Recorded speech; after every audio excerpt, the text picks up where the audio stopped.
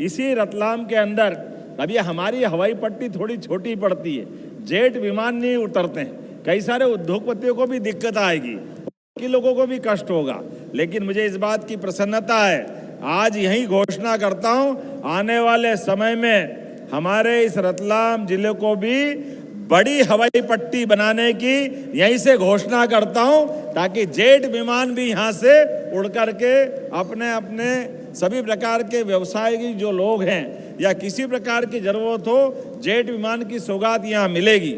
यहाँ जब आ रहा हूँ तो कालिका माता का मैदान भी मुझे याद आता है और कालिका माता का हमारा अपना मंदिर भी याद आता है। ऐसे में हमने अपने धार्मिक दृष्टि से कई प्रकार की सौगातें दी है। जब बाबा महाकाल का महालोक आनंद में आया है तो कालिका माता कैसे पीछे रह सकती? तो बोलो कालिका माता की। तो निश्चित रूप से कालिका माता के इस पूरे प्रोजेक्ट के लिए हमारे पर्यटन विकास निगम के माध्यम से पुरातत्व विभाग को जोड़ते हुए, क्योंकि आर्कियोलॉजी की दृष्टि से भी पुराना स्थान है और जब सिंहस्थ आने वाला है तो हमारे लिए एक तरह से रतलाम, मंदसौर, ये जो आसपास के 100 किलोमीटर 200 किलोमीटर के ऐसे सारे नगरों पर भी ये सैटेलाइट टाउन बनाने पड़ेंगे।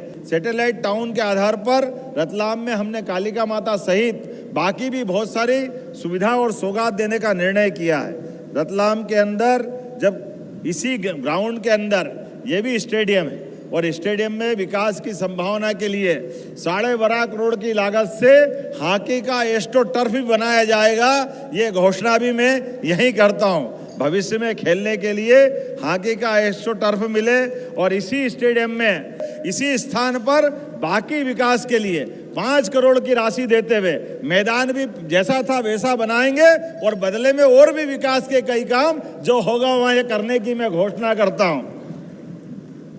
अंतर्राष्ट्रीय मानकों के आधार पर हमारा हॉकी का एस्ट्रो टर्फ बनेगा, इसी पर यही खिलाड़ी कई सारे बनेंगे।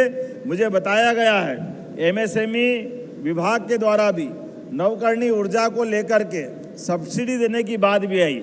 आने वाले समय में इस दिशा में भी ठोस निर्णय लेते हुए अभी हमने प्रस्ताव किया है 20% तक भवन यंत्र संयंत्र में निवेश के आधार पर उद्योग विकास के लिए सरकार के द्वारा अनुदान दिया जाएगा आपकी इसी प्रकार की इंडस्ट्री के लिए, ताकि हमारी नवकरणीय ऊर्जा में 20% की सब्सिडी मिलेगी। 20% की सब्सिडी आप अपना उद्योग धंधा अच्छे से चलाओ, राज्य के अंदर लोगों को रोजगार मिले, सभी प्रकार की जीएसटी के माध्यम से सरकार का खजाना भरे और आप अपने देश के साथ माननीय प्रधानमंत्री जी के उस संकल्प को पूरा करो कि आने वाले समय में अमृत काल तक भारत दुनिया का नंबर 1 का देश बने। इस संकल्प के साथ बढ़ने की आवश्यकता है।